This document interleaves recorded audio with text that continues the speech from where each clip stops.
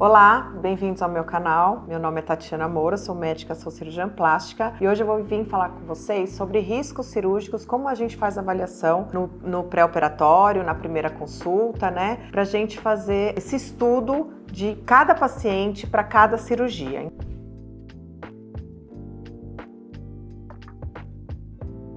Então, assim, o que é importante vocês entenderem? Que existem dois tipos de risco: o risco inerente ao procedimento e o risco do próprio paciente. Então, quando a gente vai avaliar uma paciente ou um paciente, a gente vai avaliar as comorbidades. Então, que doenças que ele tem de base, né? Então, é hipertenso, diabético, é asmático, é tabagista, alguma doença autoimune, como artrite reumatoide, ou trombofilias, o histórico pessoal. Então, só de avaliar o próprio paciente, a gente já parte de um score de risco. Então, obviamente, pacientes que são obesos e têm alguma dessas doenças que eu falei, eles vão ter um risco pessoal maior do que uma pessoa mais jovem, que não tenha nenhuma comorbidade. Aí, quando a gente vai avaliar o procedimento em si, cada procedimento ele vai ter um risco inerente, independente do paciente. E aí, o risco total vai ser a soma desses riscos, entendeu? Então, quando a gente vai falar sobre o risco do procedimento, a gente vai levar em conta tempo cirúrgico, o nível de sangramento, a resposta inflamatória pós-operatória que aquele procedimento vai gerar, se a gente pode ou não associar mais de um procedimento, e aí a gente vai chegar a uma conclusão do risco do procedimento. Então, dependendo do risco do paciente, eu vou poder ter mais liberdade no risco cirúrgico ou não. Por isso que algumas pacientes falam assim: mas doutora, a minha amiga fez a lipo, a dermo e a mama tudo junto, e por que eu não vou poder fazer? Exatamente porque o risco é pessoal, e aí a gente vai interligar essas duas informações para a gente tentar chegar num procedimento mais seguro possível, né? Então, individualmente, quando a gente vai falar sobre o tabagismo, por exemplo, na minha avaliação, uma pessoa tabagista, ela não deve fazer uma cirurgia eletiva estética, a não ser que ela pare de fumar. Por quê? Porque o risco isolado do tabagismo é muito alto para necrose de pele, para deiscência, ou seja, necrose é quando a gente tem uma morte celular, deiscência é quando a gente tem que os pontos se abrem e a gente não vai ter um resultado estético esperado, né? Um resultado estético que a gente gostaria de oferecer e que a paciente gostaria de ter. Então, o tabagismo é um risco cirúrgico que a gente pode mexer. A orientação é parar de fumar, no mínimo 30 dias antes da cirurgia e 30 dias depois. Isso porque não é uma relação com o câncer que o tabagismo tem, mas sim uma relação com a vasoconstrição. O que é a vasoconstrição? Quando a pessoa inala nicotina, naquele mesmo momento há uma constrição dos vasos, ou seja, vai diminuir o calibre dos vasos e dessa forma vai menos sangue para o tecido. Você imagina isso ao longo do dia, uma pessoa que fuma 10 cigarros por dia, 20 cigarros por dia, então ela vai ao longo do dia tendo vários episódios de vasoconstrição. É por isso que o tabagista tem mais chance de ter um infarto do miocárdio, que é um ataque cardíaco, é mais fácil dele ter um AVC, é mais fácil dele desenvolver uma insuficiência renal, porque ao longo do tempo esses vasos vão se contraindo na exposição da nicotina. Então,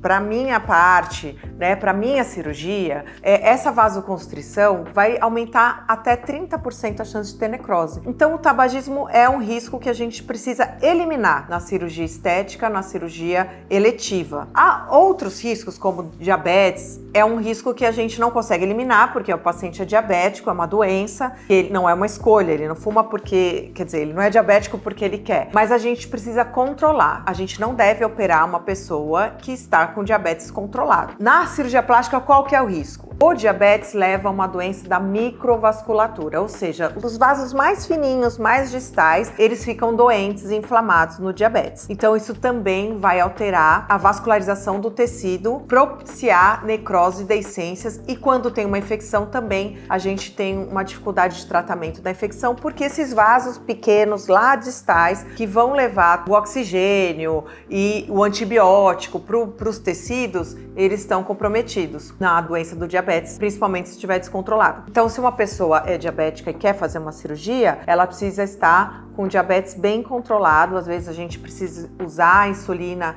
na época da cirurgia para poder deixar a glicemia bem controladinha. Em relação à asma, também não é um risco controlável, né? Não dá pra gente falar pra pessoa não seja mais asmático, mas é um risco que a gente precisa estar também bem controlado, alinhado com o pneumologista, para que o pneumologista dê, às vezes, algumas medicações adicionais na época da cirurgia, para que o paciente tenha o menor risco possível de ter uma crise asmática. Por quê? O risco é da parte anestésica, né? Nesse caso. Às vezes a gente associa um corticoide, uma dose maior para esse paciente, o próprio anestesista usa algumas medicações diferentes ali durante a cirurgia, para que não tenha um broncoespasmo mais grave, uma crise asmática, que o paciente não precise ficar internado mais tempo por causa disso. Outro risco, por exemplo, trombofilia, também não é um risco controlável. A paciente que tem, ou o paciente que tem trombofilia, normalmente tem um histórico de trombos prévios, ou uma paciente que não conseguiu engravidar. Então tem algumas informações no pré-operatório que a gente consegue identificar se há um risco aumentado para trombofilia,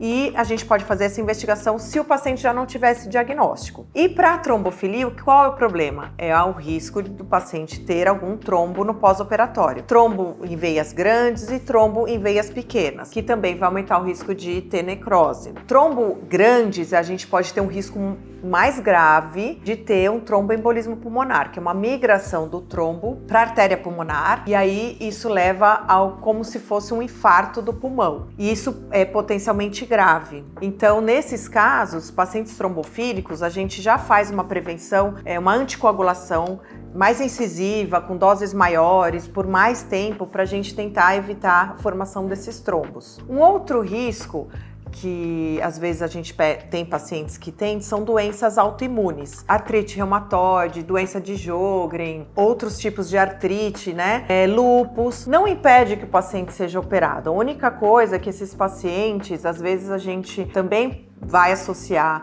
um corticoide por um pouco mais de tempo, e o mais importante, ele precisa estar fora da crise, né, que essas doenças têm. Então, normalmente o reumatologista, a gente sempre está em associação com os médicos que cuidam dos nossos pacientes, o reumatologista pede para a gente fazer a cirurgia no intervalo entre os imunobiológicos, ou seja, o paciente toma uma medicação imunobiológica para controle da doença autoimune, então a gente deve operar logo depois que fez a dose dessa medicação, né? Normalmente vai fazer a cada 2 meses, a cada 3 meses. Então, de acordo com o reumatologista, a gente faz a cirurgia logo depois que fez a medicação imunobiológica, tá? Outros riscos que a gente pode ter, e que é um risco, ao meu ver, bastante grave, é a obesidade. A gente não deve operar o paciente com obesidade grau 2, a grau 1 se puder controlar também, né? Por quê? Porque a obesidade,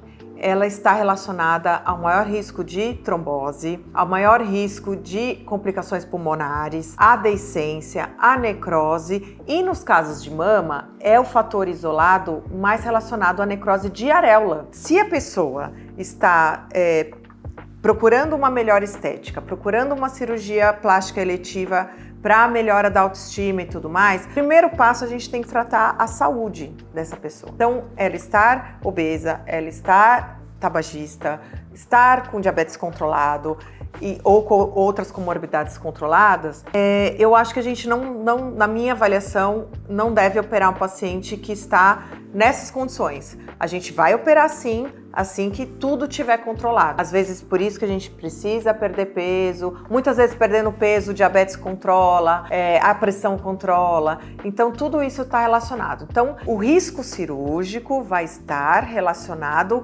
muito mais com o paciente, que é algo que muitas vezes a gente consegue controlar, consegue diminuir, mas não completamente, do que a cirurgia em si, porque a cirurgia em si eu posso fazer uma cirurgia menor, ou seja, diminuir o risco cirúrgico escolhendo dividir a cirurgia, mas o risco do paciente às vezes é mais difícil da gente controlar. Você que está procurando fazer uma cirurgia plástica, estética, primeiro dá uma olhada para si mesma, para si mesmo, o quanto que você está contribuindo para a sua melhora. Ah, eu estou controlando o meu peso, eu tô deixando de fumar, eu estou fazendo atividade física, porque a cirurgia plástica vai ser algo pontual na sua vida e essas escolhas vão ser para sempre. Se você gostou desse conteúdo, curte, compartilha. Se quiser deixar no comentário alguma informação que faltou, alguma dúvida que você tenha, vai ser um prazer te responder.